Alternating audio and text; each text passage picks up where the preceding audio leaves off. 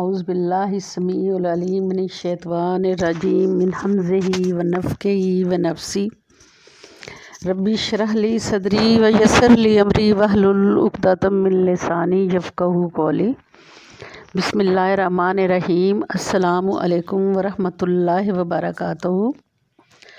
आज का टॉपिक है फ़िरौन का गर्क होना, फ़िरौन की तबाही। सबसे पहले हज़रत मूसा के कौम के फ़िरौन को, जो खुदाई का दावा करता था, अल्लाह ताला ने किस तरह गर्क किया। फिर हज़रत हूद की कौम की तबाही, फिर हज़रत लूत कौम की तबाही, फिर हज़रत नूह की कौम किस तरह तबाह हुई। आखिर में हज़रत इब्राहीम की कौम का नमरूद किस तरह तबाह हुआ। इन सब का स्टेप बाय स्टेप मैं बताऊंगी। इन कौमों की तबाहियों के मुतल्लिक़ बताऊंगी। हज़रत मूसा ने 40 साल तक बनी इसराइल को तबलीग की, कलमे की दावत देते रहे, नमाज की तरफ बुलाते रहे, अल्लाह से डराते रहे। अल्लाह ने फ़िरौन को बहुत आसानियाँ दी। फ़ाखराना लिबास, खूबसूरत सवारियाँ, शानदार महलात, लजीज़ खाने, खुशकुन नज़ारे, शाहाना जाहो जलाल, सरसब्ज़ खेतियाँ, सब कुछ होने के बावजूद वो ईमान ना लाए। सवाए चंद लोगों के, वो भी फ़िरौन के डर से ज़हर ना करते थे। अल्लाह पाक ने इस कौम फ़िरौनियों पर कहत, तूफ़ान, टिड्डियाँ, जुओं, मेंढकों और खून की खुली निशानियाँ भेजी, मगर वो लोग ईमान ना लाए, तकब्बर ही करते रहे। जब दूध देने वाले जानवर दूध ना देते, कहत साली होती, फसलें ना होती, फल ना पकते, फ़िरौन की कौम कहती, ए मूसा, हम पर जितना भी जादू चला लो, हम आपकी बात नहीं मानेंगे। फिर ज़्यादा बारिश हुई, फसलें तबाह हो गई, मगर वो ना माने। टिड्डी दल ने इनका तमाम सब्ज़ा चट कर डाला। चिचड़ियाँ और जुएँ इनके घरों में घुस गईं, इनके खाने पीने के बर्तनों में जुएँ, बिस्तर पर जुएँ। इन लोगों का सुकून गारत हो गया, नींदें हराम हो गई। ये अज़ाब इनसे बर्दाश्त से बाहर हो गया तो कहने लगे, ए मूसा, अपने रब से दुआ करके इस अज़ाब को हटा दो, हम ईमान ले आएंगे।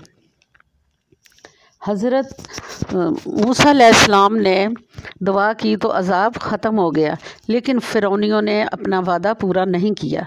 फिर अल्लाह ताला ने मेंढक का अज़ाब भेज दिया। खाने पीने के बर्तनों में मेंढक, कपड़ा उठाते तो मेंढक। तंग आकर फिर मूसा से दुआ करने की दरख्वास्त की कि ये हमारे ऊपर से अज़ाब टल जाए, लेकिन फ़िरौन ने अपने वादे से फिर मुकर गया। तब अल्लाह ने खून का अज़ाब भेज दिया। सारा पानी खून बन गया। कुएं के पानी में खून, बर्तन में पानी डालते ही खून बन जाता। फिर कौम मूसा नबी के पास आई कि अब वादा करते हैं, ईमान ले आएंगे, ये अज़ाब ख़त्म करवा दो। जब खून का अज़ाब टल गया तो ये कौम फिर मुकर गई और ईमान ना लाई। बार बार मोहलत देने के बावजूद जब ये फ़िरौनी कौम ईमान ना लाई, फिर मूसा अलैहिस्सलाम ने बद्दुआ की कि अल्लाह, इनको नेस्त तो नाबूद कर दे। अल्लाह ने बद्दुआ को कबूल कर लिया। अल्लाह ताला ने मूसा की तरफ वही भेजी कि अपनी कौम बनी इसराइल को लेकर रात के वक्त मुल्क शाम की तरफ निकल जाओ। फ़िरौन को इस बात का इल्म हो गया। उसने अपना लश्कर ताक़ब में रवाना कर दिया।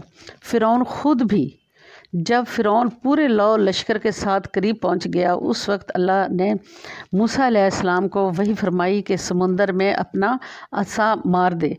अल्लाह के हुक्म से समुंदर फट गया, 12 रास्ते बन गए। मूसा अलैहिस्सलाम बनी इसराइल को वहाँ से गुज़रने का हुक्म दिया। वो खुशी खुशी इस रास्ते से पार हो गए। ऐन उसी वक्त फ़िरौन का लश्कर समुंदर में बने हुए इन रास्तों में दाखिल हो रहा था।